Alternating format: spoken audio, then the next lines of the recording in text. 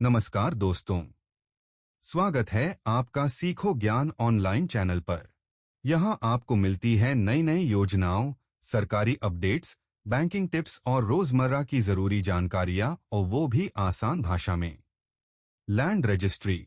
अब जमीन रजिस्ट्री के लिए जरूरी होंगे ये 5 दस्तावेज। जाने पूरी प्रक्रिया। भारत में जमीन की खरीद बिक्री केवल आर्थिक लेन देन नहीं, बल्कि एक कानूनी प्रक्रिया है, जिसके लिए सही दस्तावेजों का होना आवश्यक है। संपत्ति से जुड़े मामलों में धोखाधड़ी बढ़ने के कारण राज्य सरकारें अब नियमों को और सख्त बना रही हैं। भूमि पंजीकरण न केवल खरीदार और विक्रेता दोनों की सुरक्षा करता है, बल्कि भविष्य में विवादों से भी बचाता है। पहचान प्रमाण दस्तावेज की अनिवार्यता। जमीन की रजिस्ट्री में सबसे पहले पहचान प्रमाण की जरूरत होती है। आधार कार्ड को कई राज्यों में पहचान और पते के प्रमाण के रूप में अनिवार्य कर दिया गया है। वहीं बड़े मूल्य की संपत्ति के लिए पैन कार्ड भी जरूरी कर दिया गया है। यह कदम आयकर विभाग की निगरानी और काले धन पर रोक लगाने के लिए उठाया गया है। संपत्ति से जुड़े मुख्य दस्तावेज। जमीन की रजिस्ट्री के लिए संपत्ति संबंधी मूल दस्तावेज प्रस्तुत करना अनिवार्य है।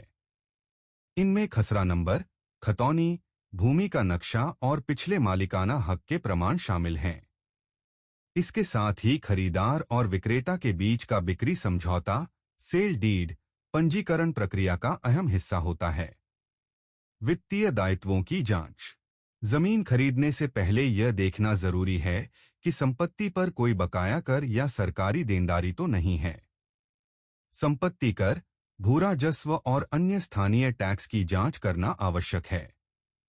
यदि कोई बकाया है, तो उसका निपटारा पंजीकरण से पहले करना होता है, ताकि खरीदार को बाद में परेशानी न झेलनी पड़े। डिजिटल रजिस्ट्री से बढ़ी पारदर्शिता। कई राज्यों में भूमि पंजीकरण प्रक्रिया को डिजिटल बनाया जा रहा है।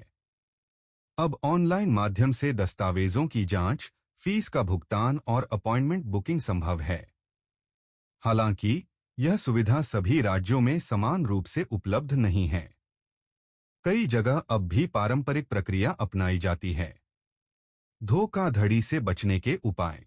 संपत्ति खरीदते समय धोखाधड़ी से बचने के लिए फिजिकल सर्वे, दस्तावेजों की कानूनी जांच और वकील की सलाह लेना बेहद जरूरी है। संदिग्ध और बहुत सस्ते सौदों से बचें। सभी भुगतान चेक या डिजिटल माध्यम से करें और नकद लेन देन से परहेज करें। राज्यवार अलग नियम।